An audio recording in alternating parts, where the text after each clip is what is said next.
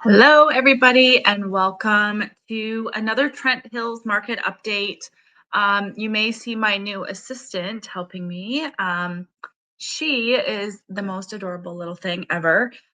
She, it, Ava has named her Mittens. I call her Kit Kat, or she gets Kitty. But anyway, she loves spending time on my desk. So if you see her pop in, that is who it is. But I just wanted to just give you some numbers and some stats of what we had go on in August in Trent Hills specifically.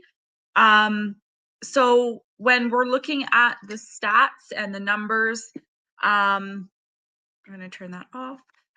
We saw a decrease in sales. So back in July, we had 20 sales.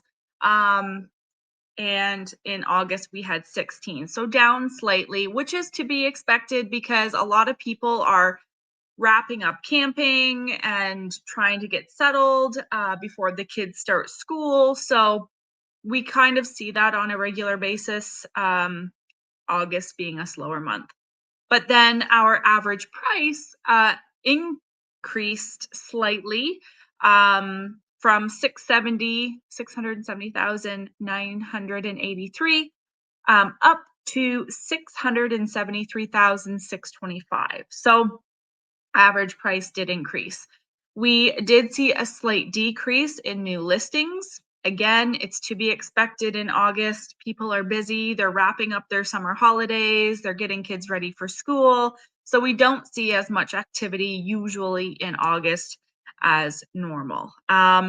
We did see a decrease in number of active listings from 160 down to 156, which is good. We don't want a whole bunch of inventory. We want our inventory to sell, so that is a good thing. We did see an additional decrease in average sale price to list price ratio. So it went from 97% in July to 96% in August. What does that mean? It means that the listings that sold for 97% on average of what they were asking. So pretty close to asking price, but there were, some differences between what they were asking and what they received. And then we saw a pretty significant change in average days on market. Average days on market is what it sounds like. It's the average number of days it takes a home to sell. And in July, our average days on market was 42.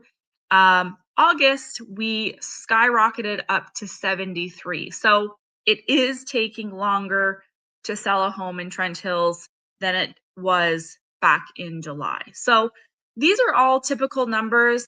We do have a Bank of Canada rate announcement coming up here on the 17th of September.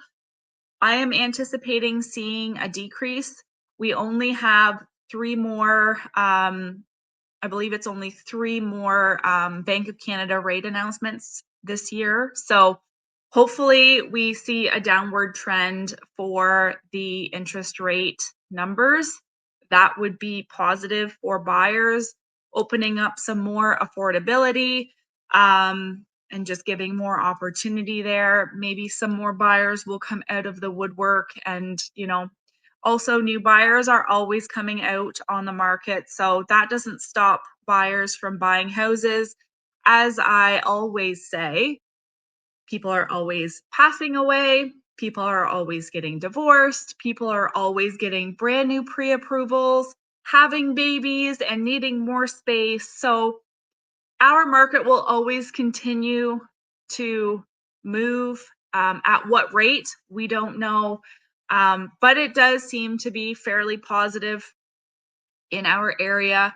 I just did a video on my social media today about the price. So if your home's been sitting stagnant on the market and your realtor is doing a good job by doing marketing and advertising and making sure that it's got the exposure that it deserves and that it needs, if you're not getting any activity, meaning no inquiries, your realtor's not getting any emails or calls, you're not getting any showings, usually that means that there needs to be an adjustment happen for the price.